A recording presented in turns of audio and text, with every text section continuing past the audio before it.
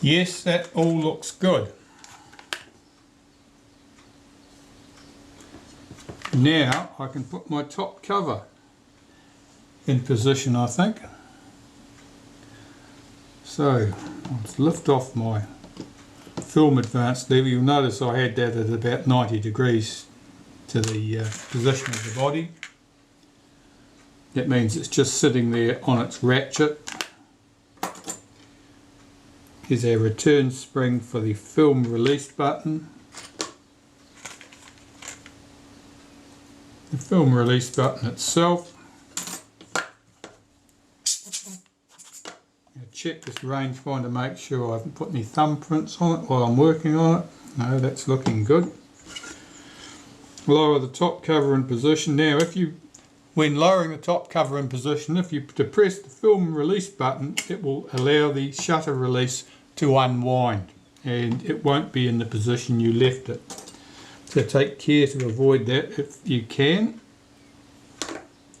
or be aware that's what might have happened if when you put your film advance lever on there things don't go as you expect.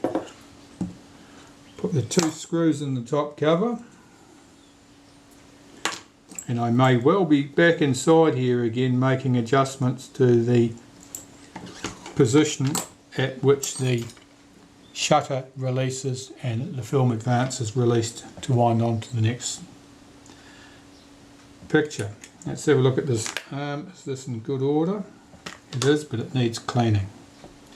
I'll just clean this.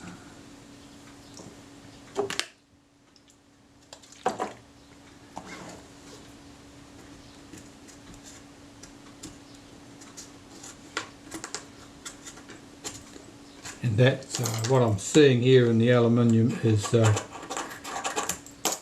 some light corrosion, which goes with all the other things we've been finding.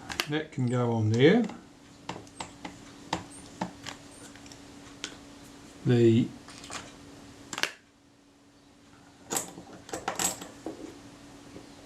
frame counter pawl is here, and I'll just put clean that, and I'll put some fresh grease under that, synthetic grease. That goes on here. The pin drops in that hole, the hole towards the front. You put it in the other one, things aren't going to go well. To assemble the frame counter components here.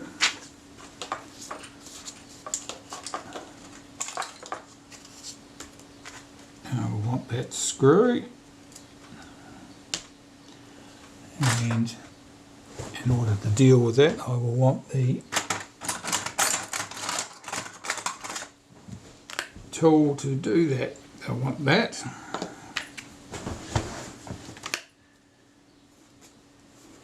Frame counter dial there, that's clean now, and the top, which is probably not clean.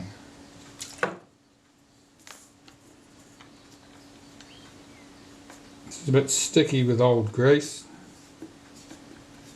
That's better. Now getting these components assembled, because you've got multiple things here, all got to fit together, and of course they'll all fall apart. So what I normally do is put a couple of dots of grease on here, which will help stick things together while I'm assembling this. This goes on there. The slots line up. Now there's almost always, in fact there always has been as far as I can tell, a scratch on this chrome ring. It was put there manually with the tip of some sharp tool, and it's there to point you in the right direction so that you get your scale in the correct position. And that scratch always points towards the side with number 1 on it. That's going to be there in this case. If you don't get that right, you will end up with a film advance that locks at number 22 instead of number 1, which will puzzle everybody no end. Right, those bits together, the wavy washer needs a little bit of grease, which also helps hold that thing in place. Now I've got to get this assembly on the top of that lever, lining up that pin without anything falling over, and hold it down with my finger, rotate it in the direction of the arrow until I hear the ratchets drop in. There are two ratchets going there, one for the frame counter, one for the end of film lock. That seemed right. I can run the screw in, do that up lightly, check again. I think that's right. Tighten it up a little bit more, check the action. Now I'm watching here is to make sure that the frame counter is moving, and it's moving freely. That's all going well. Now I'll tighten that screw up.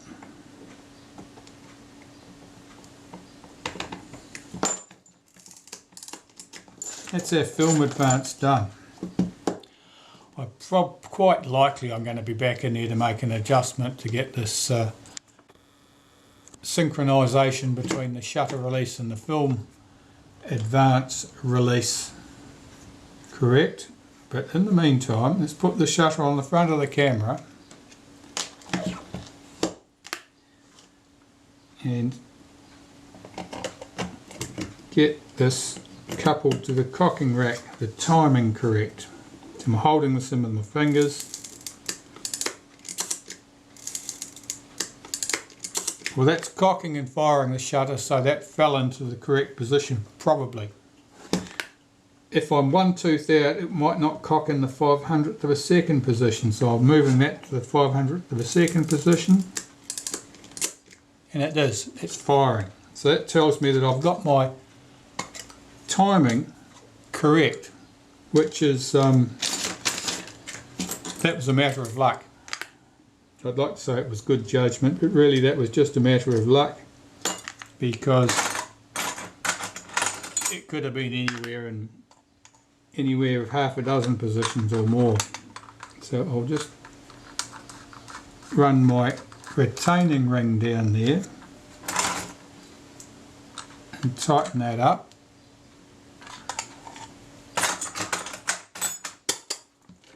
Check that everything's good. That's good. Check that the focus runs smoothly. And it does. Sometimes it might be a bit tight, and usually it's because the whole shutter is just shifted slightly and it's rubbing on the inside of the focus scale ring. That's moving smoothly. Now I need to check the action of my shutter release and the point at which the film is film advance is released. So if I press very lightly and slowly on the shutter release, I'm listening for the point at which one or the other goes. That was the first step of the film release. There are two steps very close together. That's the second step. The film advance could be moved at that point, but of course I hadn't actually released the shutter. So that means that the film advance is releasing before the shutter fires. It's the distance between the 2 points that's important. That's the film advance releasing. That's the shutter releasing quite a bit further down the time scale there. Right, I'm going to remove the top of the film advance, remove the two screws here, remove the top cover and make the adjustment. First of all, I'll make sure I've got my shutter tightened up in there correctly, because if that shifts even slightly, it can affect that timing. So that's good. Alright, shutter release off the top. Now I should be able to lift the shutter release off all in one piece and put it back all in one piece if I'm reasonably careful. Let's take that screw out of there, just lift that arm off. 2 screws on the top of the body, and I can hear noises outside which tells me that the bloke who's come to trim my hedges is here trimming hedges, which is good. It's a job I hate. Right, top off. I'll lift out the shutter release complete. Now, this is the piece we're interested in. That screw head is where the shutter release bears down on. It's also bearing down right down through the centre to the shutter itself, but it contacts our film release at this point. So there's a locking collar here and then the screw. Well, I want that to release later in the stroke, so I need that screw to be driven down so that this lever here is effectively up.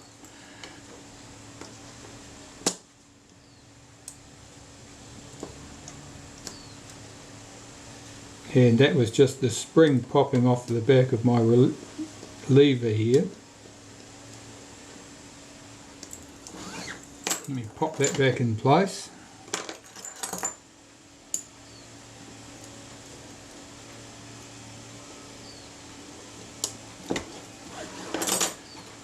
I will put my film advance lever back on there and check the timing.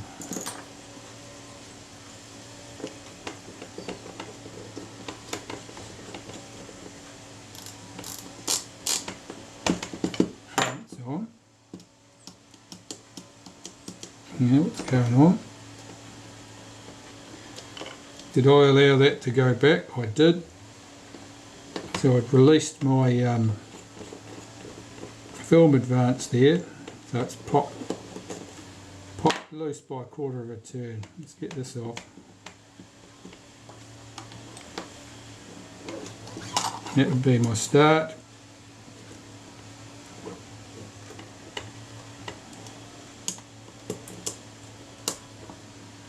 And a quarter of a turn would be somewhere about there.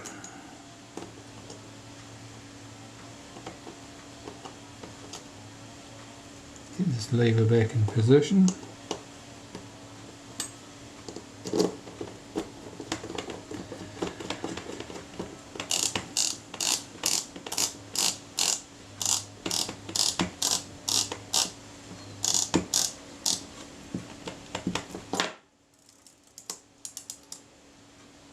That's better. I'll put the shutter release back in there.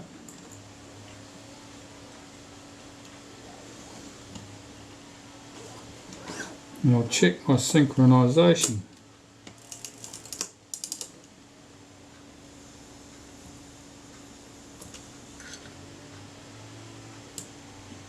That's the first step of the shutter film advance. Now I didn't hear the second one, and the film advance didn't release as I released the shutter, so I've just gone too far, and I need to back that screw up slightly. I'll run its collar back down because I haven't locked its locking collar yet, and try again.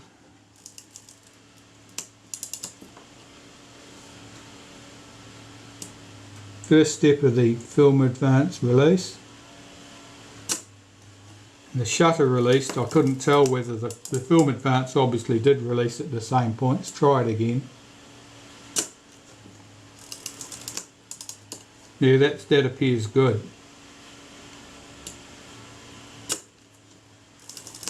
That's just spot on. The shutter's releasing at exactly the same point that the film advance lever is releasing. So I'll do up the locking collar, and I should be good to go. So I've got to find the right screwdriver. Here I have it.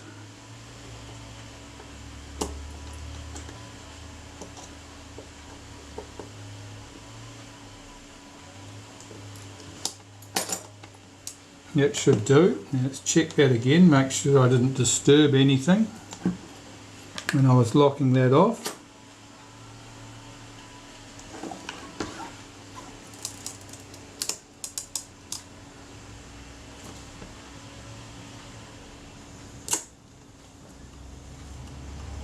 Oh, that's number one. It's fooling me.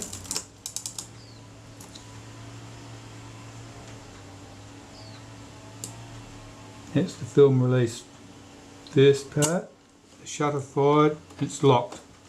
So it's not right, I've got to move it slightly.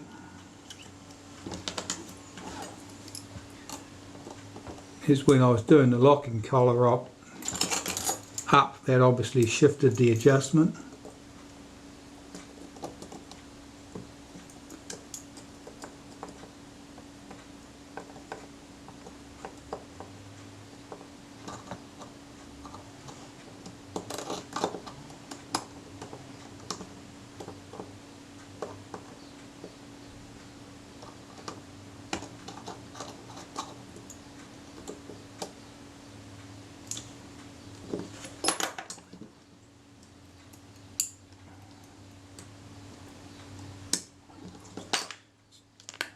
Put this back on and test again.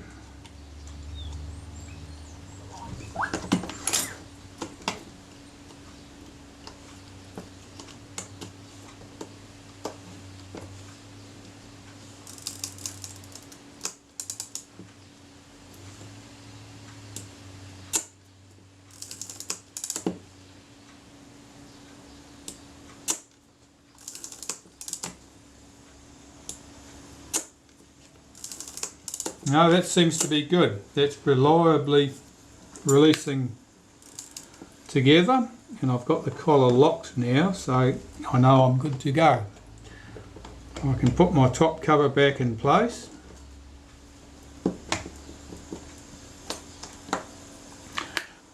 Let's make sure I've got no smears on anything here.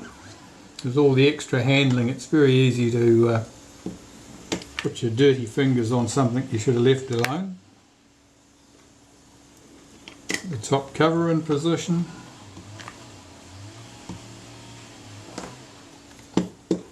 I can put the film advance lever on first before I put the screws in the top cover, so I might do that.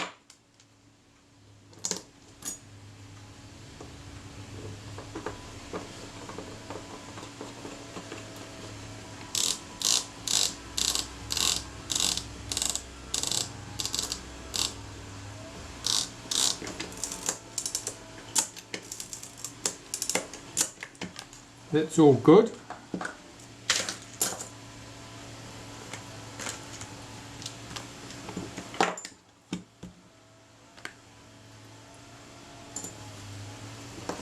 Put the two screws in place.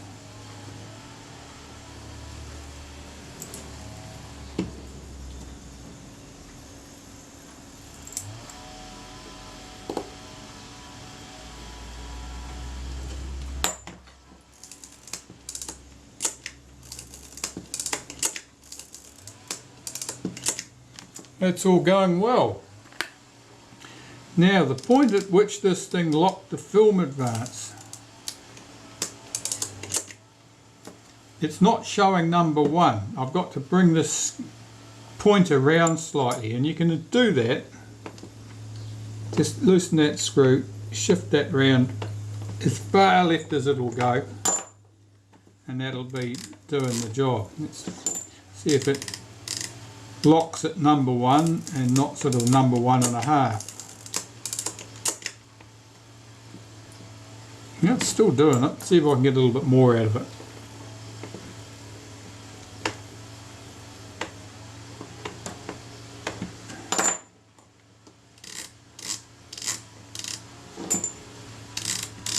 Right round, not that far. That's good.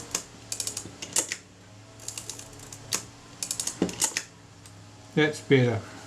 Still not exactly lined up, but it's close enough for our purposes.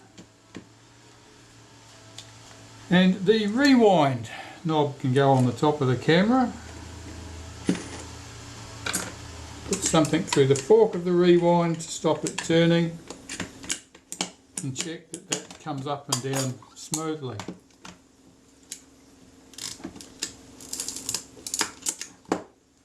And that is my Retina IIa ready to go back to its owner, and it's now a good functioning camera again.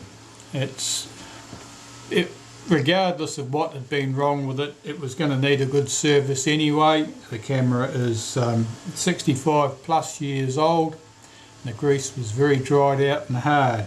It had the added problems that it had been splashed at some stage and moisture had got in there. Looking at the way the rust was distributed, I'd say it was not just that it was in a humid place, which is another problem you sometimes get. I'd say it was actually splashed, and droplets of moisture had reached various parts, and the corrosion had gone on in those positions. But the main thing is the camera's good to go. I'm sure the owner will be pleased to see it coming home, and I can move on to something else. Thanks for watching.